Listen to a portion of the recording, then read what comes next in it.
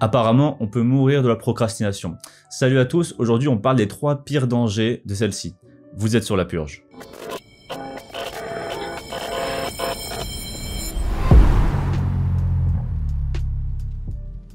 Pour ceux qui viennent d'arriver sur la chaîne, la purge est un concept évolutif qui traite une habitude tous les 3-4 mois. On a fini la première habitude, là on entame la seconde qui est la procrastination, donc on va parler de ce sujet pendant les mois à venir. Lui c'est demain, tous les trucs que j'ai à faire, je les remets à demain. 88% des gens procrastinent au moins 1 heure au travail. 20% d'entre eux sont des procrastinateurs chroniques et si vous êtes étudiant, c'est encore pire, vous seriez 95% à retarder l'échéance du dernier devoir. Et alors ? On pourrait facilement se dire qu'il y a pire comme mauvaise habitude et ce n'est pas si grave si on achète nos cadeaux de Noël à la dernière minute, si on arrive en retard de 1 ou 2 rendez-vous ou si on repousse un peu trop le devoir de maths. Cependant, malgré tous ces petits aspects, il y a quand même 3 grosses catégories qui ont des impacts négatifs assez conséquents. «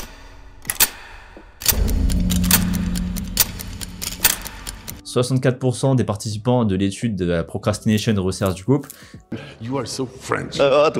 estiment avoir subi des effets négatifs à cause de la procrastination. Beaucoup d'entre eux estiment dormir moins bien que les autres, manger moins bien, boire beaucoup d'alcool. Bon, il y a un contexte social à prendre en compte vu que ce sont des étudiants, ok, mais cependant, ce n'est pas tant la procrastination qui amène ces effets secondaires que l'inverse.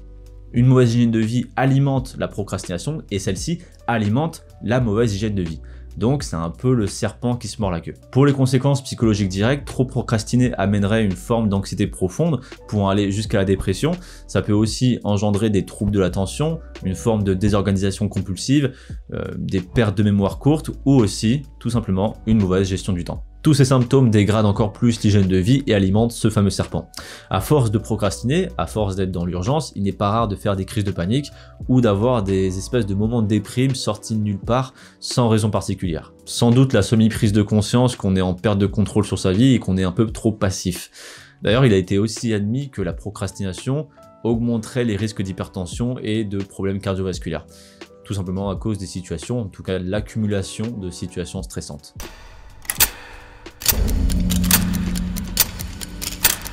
C'est une partie assez délicate parce que l'estime de soi peut être à la fois cause que conséquence, donc j'y reviendrai en détail dans une prochaine vidéo. Je te laisse t'abonner et rejoindre mon canal Telegram pour ne pas la louper.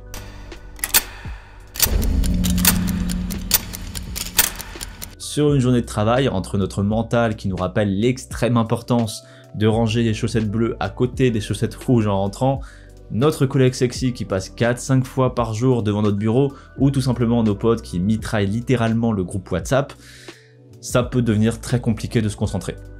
Si bien qu'en France, notre temps productif serait que de 60% par jour, ce qui fait à peu près 4 heures. En temps de confinement ou de télétravail, si on n'a pas cette autodiscipline ou un système d'organisation précis pour pouvoir être productif, alors cette productivité peut drastiquement chuter. Pour donner au temps une dimension un peu plus concrète, voici un calendrier de 90 années où chaque petite bulle représente 1 mois et une ligne représente donc 3 ans. Moi j'ai 27 ans, je suis né en août, donc j'en suis à peu près ici.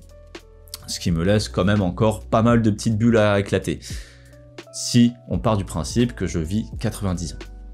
Ce qui n'est pas vraiment sûr. Parce qu'une chose qu'il est, c'est qu'on peut tous mourir du jour au lendemain.